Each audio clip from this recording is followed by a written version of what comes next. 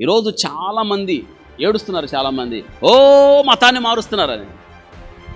ఏ క్రైస్తవుడు పాడైపోమని చెప్పడు, ఏ క్రైస్తవుడు పాపం చేయమని చెప్పడు, ఏ క్రైస్తవుడు సిగరెట్లు తాగమని చెప్పడు, ఏ క్రైస్తవుడు అక్రమ సంబంధాలు తీసుకోమని చెప్పడు, ఏ క్రైస్తవుడు లంచాలు తీసుకోమని చెప్పడు.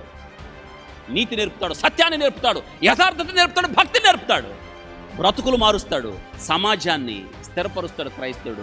క్రైస్తవుడు సమాజానికి మేలు చేస్తాడు, కానీ కీడు. యేసుక్రీస్తు ప్రభువు వచ్చింది జీవితాలు మార్చడానికి, గుండెలను మార్చడానికి, మనసును మార్చడానికి, మతాన్ని మార్చడానికి కాదు.